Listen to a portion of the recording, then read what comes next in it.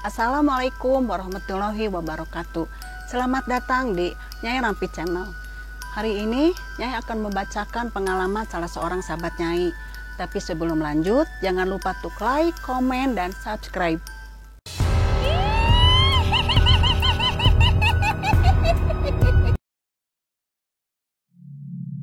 Sebelumnya, aku sempat meragukan keberadaan sosok hantu yang sering kali digambarkan memiliki wujud yang sangat menyeramkan.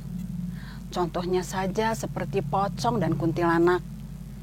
Banyak orang bercerita tentang pengalaman mereka bertemu dengan makhluk menyeramkan itu. Tapi tetap saja, aku tidak percaya akan keberadaan hantu. Hingga pada suatu hari, aku mengalami sebuah kejadian aneh sekaligus menyeramkan yang membuat bulu kuduku merinding setiap kali aku mengingatnya. Kejadian itu bermula ketika aku mengikuti pelajaran di kelas. Waktu itu, aku masih duduk di bangku SMA.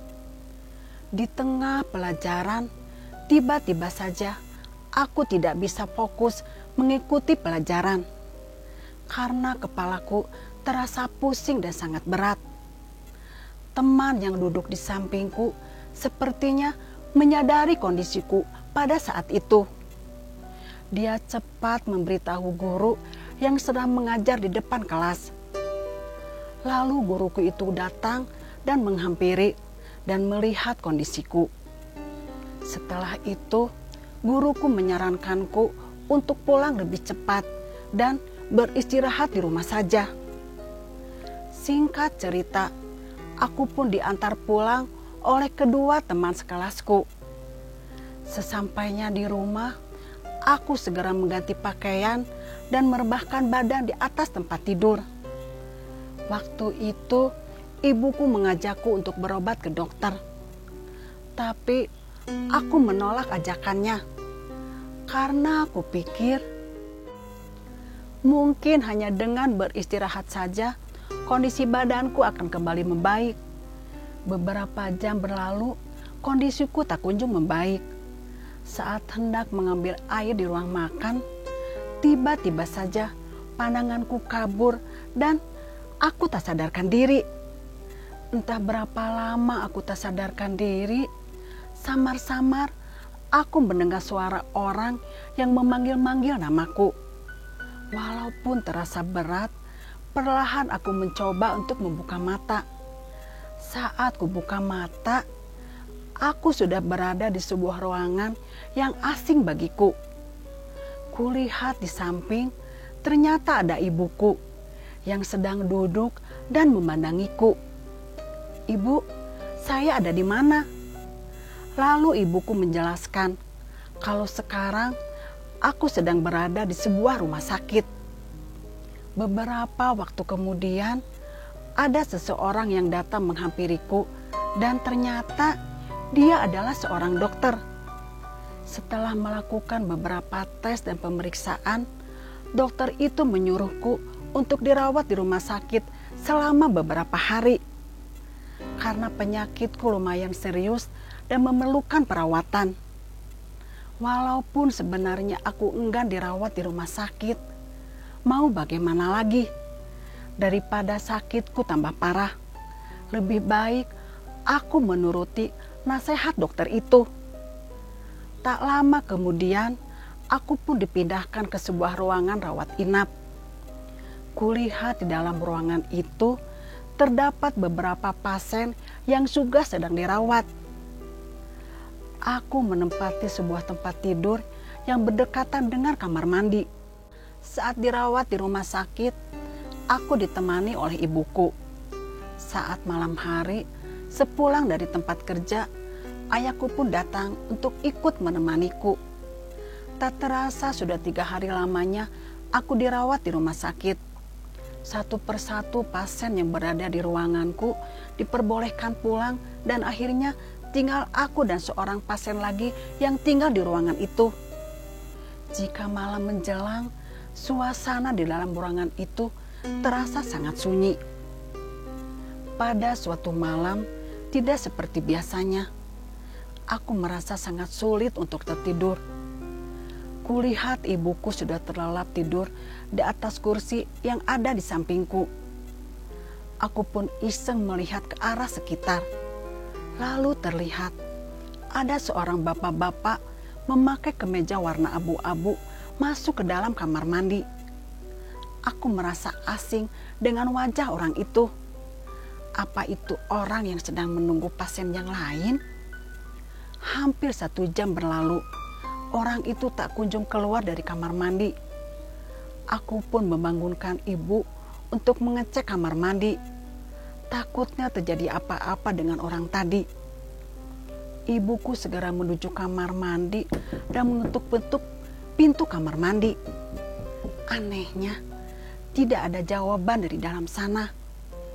Karena penasaran, ibuku membuka pintu kamar mandi yang ternyata tidak dikunci. Setelah dibuka, ibuku mengerutkan dahinya. Di dalam kamar mandi ternyata tidak ada siapa-siapa. Padahal jelas tadi aku melihat ada orang yang masuk ke sana. Kalaupun sudah keluar, aku pasti menyadarinya karena aku belum tidur sama sekali. Aneh memang. Ibuku pun menyuruhku untuk segera tidur. Singkat cerita, keesokan harinya ayahku tidak bisa datang karena ada urusan pekerjaan. Malam itu hanya ada ibuku saja yang menemaniku di rumah sakit. Sama seperti malam sebelumnya, aku kesulitan untuk tidur. Aku pun memutuskan untuk memainkan ponsel sambil berharap rasa kantuk segera datang menghampiriku. Saat sedang memainkan ponsel, terdengar suara dengkuran dari arah tempat tidur yang ada di samping kiriku. Setahuku, tempat tidur itu tidak ada pasiennya. Aku berhenti memainkan ponsel dan terus mendengarkan suara itu. Semakin lama dengkurannya semakin keras dan cukup mengganggu. Aku pun mencoba untuk membuka tirai yang ada di sampingku. Saat ku buka, tidak ada siapa-siapa. Suara dengkuran itu pun menghilang begitu saja. Tiba-tiba saja bulu kuduku merinding dan aku segera menutup kembali tirai itu. Kulihat ibuku masih terlelap tidur. Aku tidak berani untuk membangunkannya. Lalu suara dengkuran itu kembali terdengar. Suaranya sangat nyaring sekali. Aku sadar ada hal aneh yang sedang terjadi. Aku pun berbaring dan menutupi kepalaku dengan bantal. Tiba-tiba, aku sangat terkejut karena ada seseorang yang mengambil bantalku dan melemparkannya ke lantai. Aku membuka mata perlahan. Dari ujung mata terlihat ada seorang laki-laki tinggi besar sedang berdiri dan mendekatkan wajahnya ke arah kepalaku. Aku memberanikan diri untuk menoleh ke samping dan pria itu sudah menghilang. Aku pun kembali menutup mata dan ingin segera melupakan kejadian itu. Hingga ada hembusan angin yang terasa sangat dingin sekali. Aku kembali membuka mata dan melihat ke arah sekitar. Tidak ada apa-apa. Suasana menjadi lebih sunyi dan entah mengapa, aku merasa sangat tidak nyaman dengan keadaan saat itu. Sekali lagi, terasa hembusan angin dari arah depanku. Aku pun menoleh ke arah depan dan, ya Tuhan, aku bisa melihat dengan jelas ada sesuatu yang menembus tirai dan datang menghampiriku. Itu sosok wanita memakai baju hitam panjang dan wajahnya terlihat sangat menyeramkan. Rambutnya berantakan dan kedua matanya berwarna merah. Sosok itu memandangku dengan tatapan yang kosong. Lalu sosok itu semakin mendekat dan aku bisa melihat wajahnya dengan jelas. Wajahnya keriput dan terlihat sangat menyeramkan. Sosok itu lalu berbicara dengan suara yang berat. "Hayu, wilujeng urang. Ayo, ikut denganku." Ingin rasanya berteriak, tapi suaraku tak kunjung keluar. Sosok itu terus berkata, "Hayu, wilujeng urang, hayu." Sosok itu lalu memegang dan menarik kakiku. Aku merasa sangat ketakutan. Aku meronta-ronta sambil memanggil-manggil ibuku. Kulihat wanita itu masih ada sambil menatapku dengan pandangan kosong dan mengerikan. Hingga seketika saja sosok itu berubah menjadi asap dan menghilang begitu saja.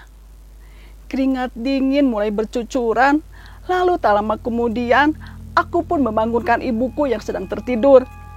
Sambil terbata-bata, aku menceritakan kejadian seram yang baru saja aku alami. Malam itu, aku sama sekali tidak bisa tidur. Hingga beberapa hari selanjutnya, setiap malam, ayah dan ibuku tidak tidur. Mereka takut makhluk itu kembali datang untuk mengganggu. Dan untungnya, sampai aku selesai di rumah sakit, sosok itu tidak pernah mendatangiku lagi. Setelah kejadian itu, aku percaya kalau ada makhluk lain yang hidup berdampingan dengan kita. Terima kasih sudah menonton. Nantikan kisah-kisah seram lainnya hanya di Nyai Rampi Channel.